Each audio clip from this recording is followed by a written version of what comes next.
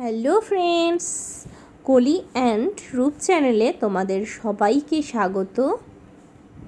আমি আবারও চলে এসেছি নতুন আরেকটা রেসিপি নিয়ে। তো আজকের রেসিপি কি হতে চলেছে তো দেখতেই পারছো যে আমি এখানে কচুর শাক কেটে নিয়েছি। তো আমি আজ কচুর শাক বটি বানাবো। তো সবাই কচুর শাক ইলিশ মাছ দিয়ে খেয়েছো, ছোলা সেদ্ধ করে যে দিয়ে বানায় সেটাও খেয়েছো, বাট পেঁয়াজ আর রসুন দিয়ে কচুর শাক বটি কেউ খেয়েছো কি না সেটা আমাকে জানাবে। আর আজকে আমি সেটাই তোমাদেরকে দেখাবো। তো দেখো, আমি কচু শাকগুলো ভালো করে কেটে ধুয়ে নিয়েছি। তো এই কচু শাকগুলোকে এখন একটু নুন দিয়ে সেদ্ধ করতে বসাবো। তো তোমরা সঙ্গে থাকো। দেখো, আমার কচু শাক সেদ্ধ করা হয়ে গেছে। তো আমি এরকম একটা ঝুড়ির মধ্যে দিয়েছি জলগুলো ঝরার জন্য। তো জলগুলো ঝরে গেছে অনেকটাই, সে একটু সামান্য রয়েছে। তো ওটা রান্না করতে করতে ওই জলটাও শুকিয়ে যাবে। কচুর শাক বটি তৈরি করার জন্য আমি ওভেনে কড়াই বসিয়ে দিয়েছি। তো এখন আমি দিয়ে দিচ্ছি কড়াইয়ের মধ্যে তেলটা একটু গরম হয়ে এলেই আমি এতে দিয়ে দেব ফোড়ন। এখন দিয়ে দেব এতে ফোড়ন। তো দেখো, আমি এখানে শুকনো লঙ্কা ফোড়ন দিলাম আর দিলাম গোটা জিরা। তো ফোড়ন দেওয়ার পরে ফোড়নটা একটু ফুটে এলেই দিয়ে দিচ্ছি পেঁয়াজ কুচি।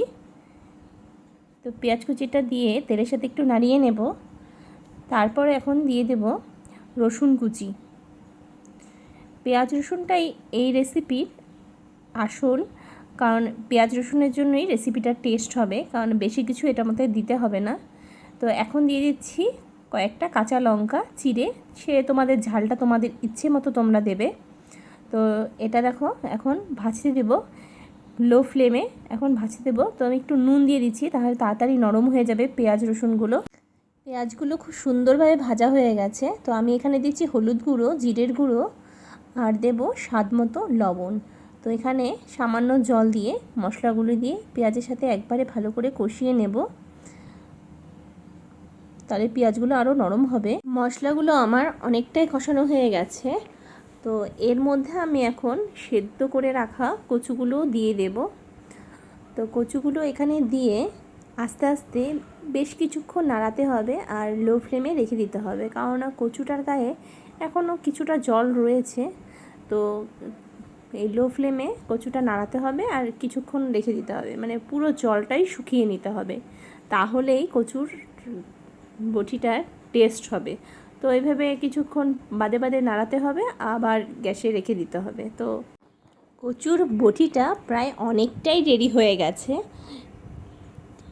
আমি গ্যাসের ওভেনে রেখে দিয়েছি। তো আমি আরও 2 থেকে 3 মিনিট ওভেনে বসিয়ে রাখবো, তাহলে আরও একটু শুকিয়ে যাবে এটা।